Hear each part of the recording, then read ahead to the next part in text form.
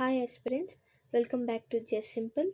In today's video, we'll be discussing about GS Paper 1 of 2017 Series A. Here we'll be discussing polity questions. In this year, we have around 24 polity questions.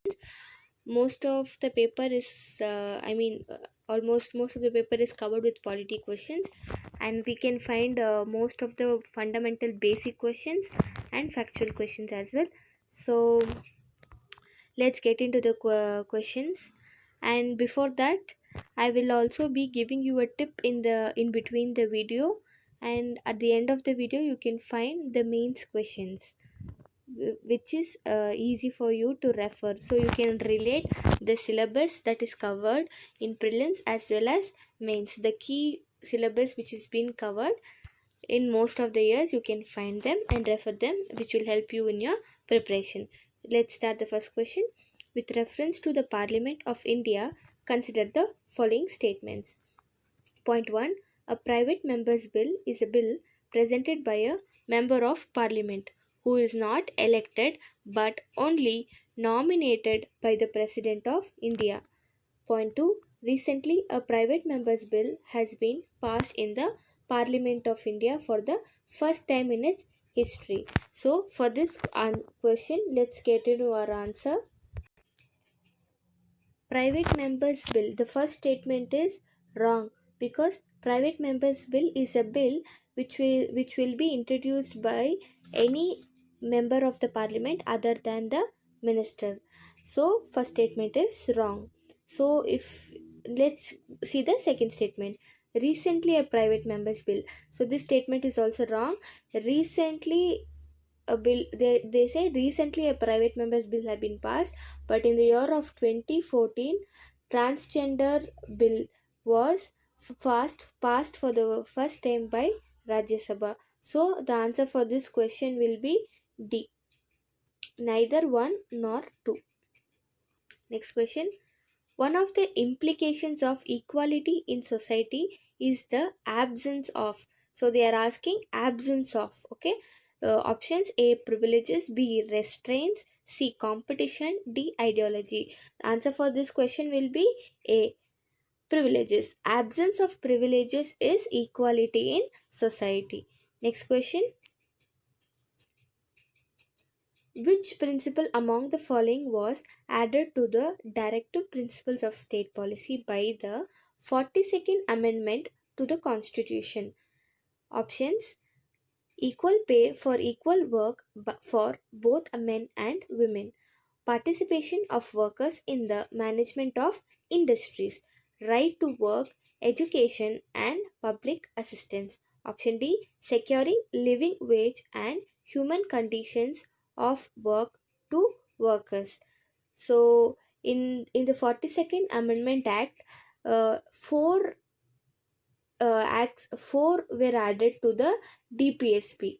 So, if we see among those, they are asking which among these, which one was added. Participation of workers in the management of industries. Option B. These kind of questions, if you know it, attempt it. So option B is correct. This is basic factual question. So along with this, there were four DPSPs. Article 39, 39A, 43A is this, participation of workers in the management of industries, and 48A was also added. Next question. Which one of the following statements is correct? Options: rights are claimed of the state against the citizens. Rights are privileges which are incorporated in the constitution of a state. Rights are claims of the citizens against the state. Option D, rights are privileges of a few citizens against the many. So this is again a basic question where we can basic understanding of the concept is kind of question is this. So the answer for this question will be rights are claims of the citizen against the state. So you can even give your answers in the comment section below, and you can check how many questions of yours were right. Based on the section, if you are able to categorize them, you will know which subjects are your strength and which subjects are your weakness. So on that basis you can even revise your subjects whichever you are weak at. Next question. The Trade Disputes Act of 1929 provided for options: the participation of workers in the management of industries. Option B, arbitrary powers to the management to quell industrial disputes. Option C, an intervention by the British court in the event of a trade dispute. Option D, a system of tribunals and a ban on strike. This is again a basic factual question. Our answer for this question is D, a system of tribunals and a ban on strike. Okay, next question. Local self government can be best explained as an exercise in options: federalism, B, democratic decentralization, option C, administrative delegation, option D, direct democracy. So yes, the answer for this question is, you can even give the answer in the comment section below. Answer is B. Yes, local self government is based on democratic decentralization based on Balwant Rai's committee in the year of 1957. He gave the recommendation of democratic decentralization ideology, which was our Panchayati Raj system. Next question. Consider the following statements. With reference to the Constitution of India, the directive principles of state policy constitute limitations upon: point 1, legislative function; point 2, executive function. So this kind of question, if you're sure about it, we can attempt. They are quite risky. Yes, as I told you in the previous video, let's see how we can try to eliminate, or what is the justification for this kind of questions which has statements in it. Here, legislative function, both the statements are wrong, because DPSPs are non-justiciable in nature, wherein one cannot take the law, any law which is in under DPSP to the court. In that way, in the place of DPSP, if we had fundamental rights, then both the statement would have been correct. But since it is DPSP, the answer for this question is neither one nor two. So they are not. So DPSP of the state policy constitute, it cannot constitute limitation on both of these. Next question. So I'll be giving you a tip in the next, after next few questions. Wait and watch.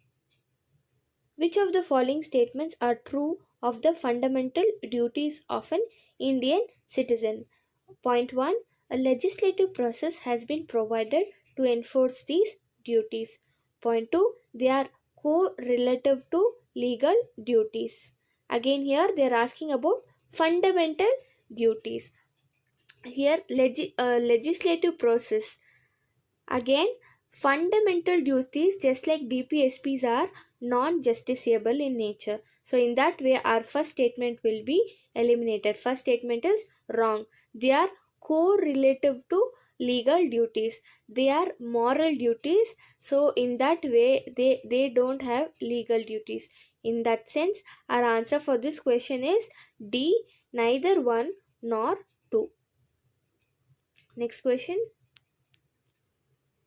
Which one of the following objectives is not embodied in the preamble to the Constitution of India? Options: liberty of thought, economic liberty, liberty of expression, liberty of belief. Here, see the question properly. They have asked not embodied. So we have to be careful with reference to these kind of question which says not. So based on our preamble, we can tell liberty of thought, expression, belief, faith and worship is mentioned in our preamble, but economic liberty is not mentioned in our constitution. Since the question asks not, our answer is B. Democracy's superior virtue lies in the fact that it calls into activity. Options: the intelligence and character of ordinary men and women. Option B, the methods for strengthening executive leadership. Option C, a superior individual with dynamism and vision. Option D, a band of dedicated party workers. Here, or option B, C, D. These options are kind of narrower in nature. It here it says about executive leadership. Here it says about superior individual. Here dedicated party workers. But option A says ordinary men and women. So democracy is uh, on based on for the sake of the people, common people. In that way, the answer for this question is option A. If we can relate our preamble to this, we can even get to our answer. In the context of India, which one of the following is the correct relationship between rights and duties? Rights, options, rights are correlative with duties. Option B, rights are personal and hence independent of society and duties. Option C, rights, not duties, are important for the advancement of the personality of the citizen. Option D, rights, duties, not rights, are important for the stability of the state. So, here, if we want, we can use the elimination method where both these statements are one sided, quite narrower in nature. If we have to get to our answer with option A and B, rights are correlative with duties. Rights are personal and hence independent of society. So, with reference to these two, option A is correct. Rights are correlative with duties. Yes, they are correlative with the duties. Next question. The mind of the makers of the Constitution of India is reflected in which of the following? Options: the preamble, the fundamental rights, the directive principles of state policy, the fundamental duties. Yes, answer for this question is option A, the preamble. So, Constitution of India is framed on the basis of certain principles which are again part of our constitution, which is highlighted in our preamble. The main advantage of the parliamentary form of government is that the executive options, the executive and legislature work independently. Option B, it provides continuity of policy and is more efficient. Option C, executive remains responsible to the legislature. Option D, the head of the government cannot be changed without election. So the answer for this question is option C. Every year parliamentary form of government characteristics or feature is asked. So the answer will be responsible government. So wherever parliamentary government is there, the one of the feature is collective responsibility or responsibility of the legislator towards the government. Next question. The Parliament of India exercises control over the functions of the Council of Ministers through adjournment motion, question, or supplementary questions. Over here, all the points are correct. Yes, all the three are used to control the Council of Ministers. So, adjournment motion is used to discuss the urgent matters. Question are where the questions are asked. Supplementary questions are used to ask supplementary questions to the Council of Ministers. Next one. For election to the Lok Sabha, a nomination paper can be filed by A. Anyone residing in India, B. A resident of the constituency from which the election is to be contested, C. Any citizen of India whose name appears in the electoral roll of a constituency, D. Any citizen of India. Answer for this question is C. Any citizen of India whose name appears in the electoral roll of a constituency. Next. In the context of Indian history, the principle of diarchy refers to options: division of the central legislature into two houses. Option B, introduction of double government, that is center and state government. Option C, having two sets of rulers, one in London and another in Delhi. Option D, division of subjects delegated to the provinces into two categories. Answer is D. So, diarchy, which was introduced in the Act of 1919, divides the list into central list and provincial list, where under that again it is list divided into transferred and reserved list. So the tip for today will be, whenever we are trying to solve the question, see the important keywords that are uh, needed. So when we underline the keywords which is based on the syllabus, we will be able to understand the question in a better way. So we need to underline the keywords of a question. So read the question carefully, where many of us tend to make mistakes because we don't read the question carefully. So one important tip is, read the question carefully, where see the details, as in whether the question is asking which is correct or incorrect only. So those things has to be taken care, which can be a minute mistake, but it can fetch a lot of marks for us. In the election for Lok Sabha or State Assembly, the winning candidate must get at least 50% of the votes polled to be declared elected. Option point 2, according to the provisions laid down in the Constitution of India, in Lok Sabha, the speaker's post goes to the majority party and the deputy speakers to the opposition.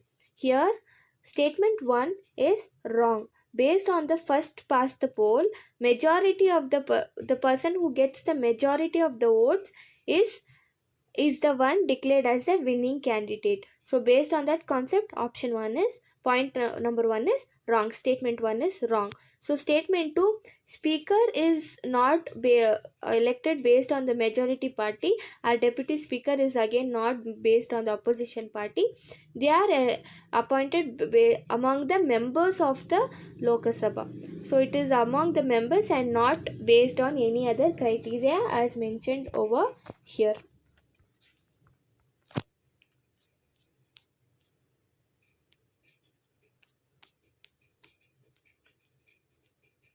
Right to vote and to be elected in India is a option: fundamental right, natural right, constitutional right, legal right. So answer is C, constitutional right. Based on Article 326, it says that right to vote is a constitutional right, and so it is under Article 326. Next question. Consider the following statements. The Election Commission of India is a 5-member body. Statement 2. Union Ministry of Home Affairs decides the election schedule for the conduct of both general elections and by-elections. Option C. Point 3. Election Commission resolves the disputes relating to splits mergers of the recognized political party. So over here, we can try to use a elimination method and try to get to our answer. So statement 1 over here will be wrong. It is not a 5-member body, it is a 3-member body which consists of Chief Election Commissioner and 2 election commissioners. And then if we eliminate 1, we are left with B, C and D. So let's see if third statement is correct. Yes, third statement is correct. Election Commission is the one which deals with all this. Then point 2, it's not the Union Home Affairs, Union Ministry of Home Affairs. So in that way, statement 2 is wrong. Answer for this question will be D, 3 only.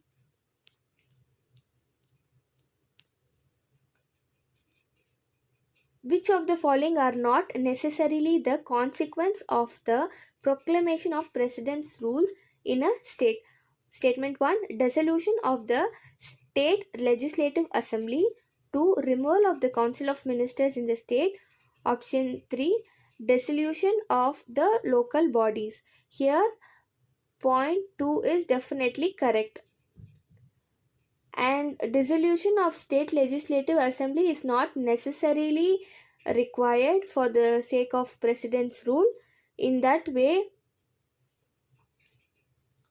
the question is asking not necessarily the consequence. So we know this is definitely the consequence. So if we eliminate 2, all the options have 2 except for B. If we eliminate 2, we can conclude to our answer is B. 1 and 3 only. Both those are not definitely required. Which of the following are envisaged by the right against exploitation in the Constitution of India?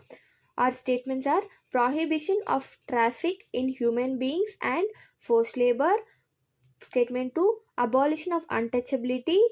Point 3, protection of the interest of minorities. Point 4, prohibition of employment of children in factories and mines. So based on Article 23 and 24, we can get to our answer. So answer for this question is C, 1 and 4. So this is not under Article 23 and 24. So prohibition of traffic in human being is against beggar. So this is Article 23, and this is a right against exploitation and prohibition of employment of children under factories. So this is under Article 24. They can be employed in any other work which will not harm them, but not under those which harms them, like factories and mines. Next question. Out of the following statements, choose the one that brings out the principle underlying the cabinet form of government. Options: an arrangement for minimizing the criticism against the government whose responsibilities are complex and hard to carry out to the satisfaction of all. A mechanism for speeding up the activities of the government whose responsibilities are increasing day by day. A mechanism of parliamentary democracy for ensuring collective responsibility of the government to the people. Option D, a device for strengthening the hands of the head of the government whose hold over the people is in a state of decline. The answer for this question is C, the mechanism of parliament democracy for ensuring collective responsibility to the government of the government to the people. Again, when it comes to cabinet, parliamentary form of government, it is collective responsibility. Last question. Which one of the following is not a feature of Indian federalism? There is an independent judiciary in India. Powers have been clearly divided between center and the states. The federating units have been given unequal representation in the Rajya Sabha. Last option. It is the result of an agreement among the federating units. So the question asks not. All these are part of the federalism. Except for this, our constitution is not based on an agreement. It is based on the Article 1, Union of States. So no state has a right to secede from the federation. So along with this, you can also see the mains questions attached with the syllabus at the end of the video, and I will also be sharing you another video which has 5 mistakes that all the UPSC aspirants tend to do, which will help you in your preparation. Thanks for watching, and keep waiting for the next video. We will be sharing you the next video for 2018. Thank you. Have a good day.